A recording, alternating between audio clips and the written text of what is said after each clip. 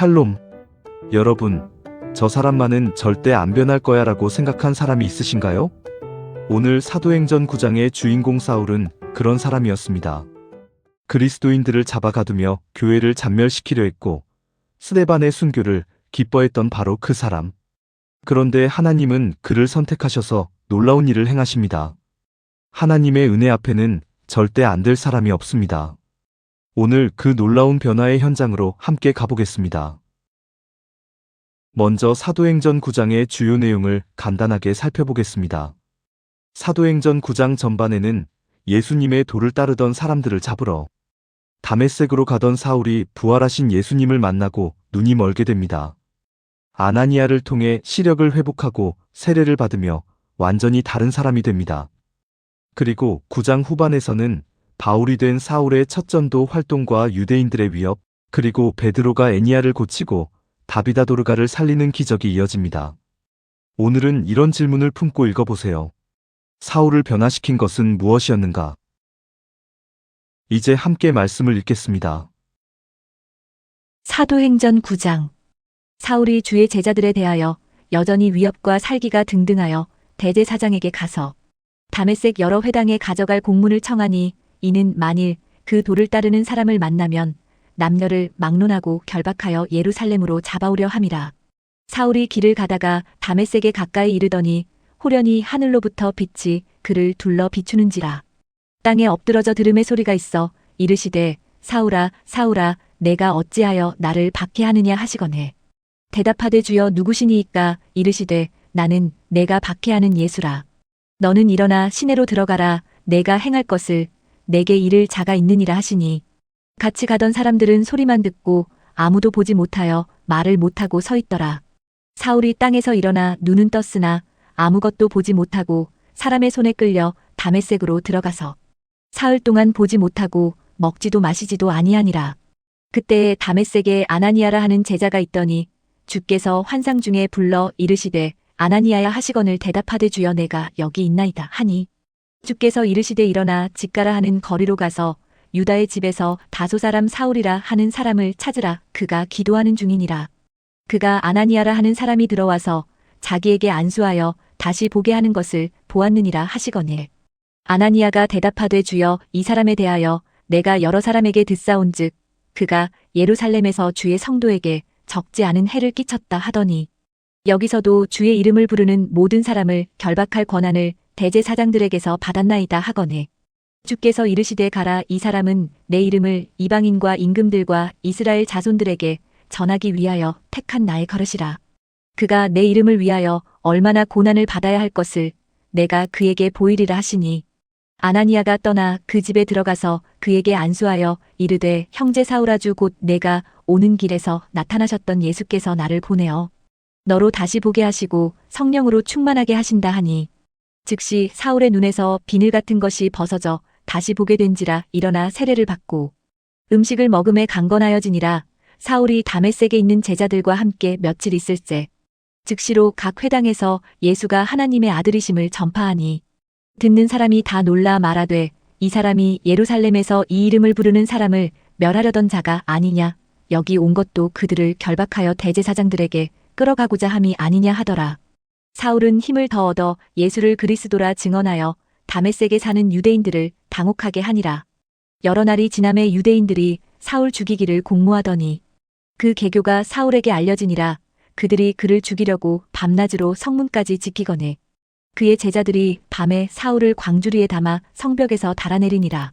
사울이 예루살렘에 가서 제자들을 사귀고자 하나 다 두려워하여 그가 제자됨을 믿지 아니하니 바나바가 데리고 사도들에게 가서 그가 길에서 어떻게 주를 보았는지와 주께서 그에게 말씀하신 일과 다메섹에서 그가 어떻게 예수의 이름으로 담대히 말하였는지를 전하니라.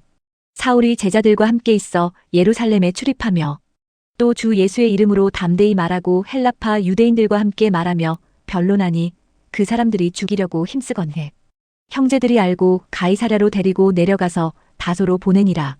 그리하여 온 유대와 갈릴리와 사마리아 교회가 평안하여 든든히 서가고 주를 경외함과 성령의 위로로 진행하여 수가 더 많아지니라. 그때에 베드로가 사방으로 두루 다니다가 룻다에 사는 성도들에게도 내려갔더니 거기서 애니아라 하는 사람을 만남에 그는 중풍병으로 침상 위에 누운 지 8해라.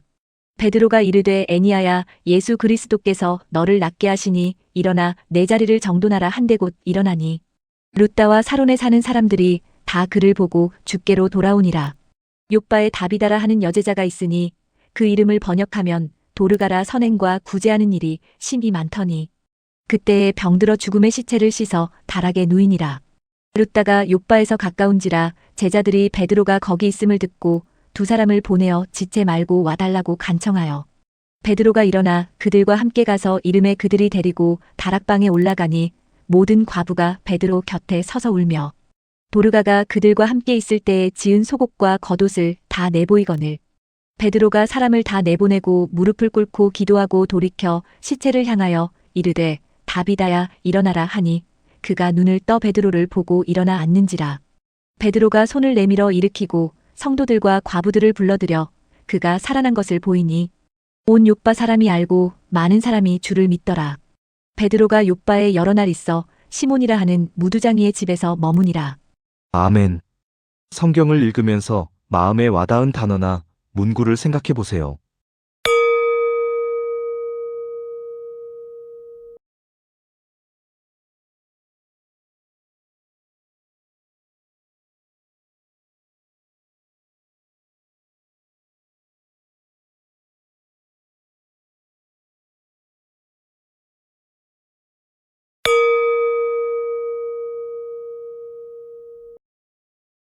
사도행전 9장은 교회를 잔멸하던 사울로 시작됩니다. 그는 하나님께 대한 열심이 있었지만 방향은 예수를 대적하고 있었습니다. 자신이 옳다고 확신하며 제자들을 핍박했지만 다메섹 길에서 부활하신 예수님을 만난 후 그의 인생이 뒤집힙니다. 이 사건은 사람을 바꾸는 것은 열심이 아니라 하나님의 은혜임을 보여줍니다. 아나니아는 사울에게 가라는 명령에 두려워했지만 순종했고 그 순종이 바울의 탄생을 이끌었습니다. 우리도 사울처럼 열심히 신앙생활을 하면서도 방향이 어긋날 수 있습니다. 하나님을 위한 일이라 생각하지만 실제로는 사람을 정죄하거나 상처 줄 수 있습니다. 중요한 것은 열심이 아니라 방향입니다. 하나님은 우리의 중심과 길을 보십니다. 멈추어 내가 가는 길이 주님의 뜻인지 돌아보고 잘못되었다면 돌이켜야 합니다. 또한 하나님이 사람에게 나아가라 하실 때 두려움을 내려놓고 순종하는 한 걸음이 또 다른 변화를 이루게 합니다. 묵상 질문을 통해 성령께서 주시는 음성에 귀 기울이시기 바랍니다. 나는 지금 하나님을 위해 산다고 생각하지만 실제로는 다른 방향으로 가고 있지는 않습니까? 내 열심이 누군가를 살리고 있습니까? 아니면 상처 주고 있습니까?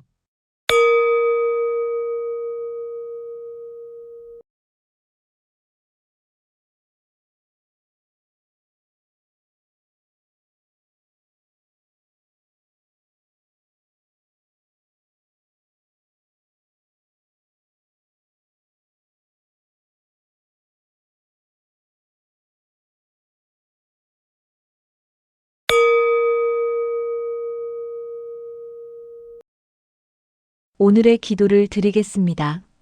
하나님 아버지, 내가 옳다고 믿는 길이 주님의 길과 다를 수 있음을 고백합니다.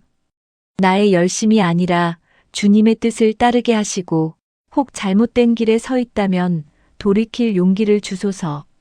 사울을 바꾸신 주님, 오늘도 나를 새롭게 하셔서 생명을 살리는 삶으로 인도하여 주소서. 예수님의 이름으로 기도합니다. 아멘.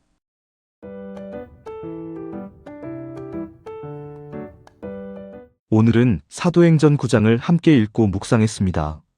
하나님은 포기하신 사람이 없습니다. 오늘도 포기하지 않으시는 주님의 은혜를 믿고 담대하게 나아가시기를 바랍니다. 다음 통독 7일차는 사도행전 10장입니다.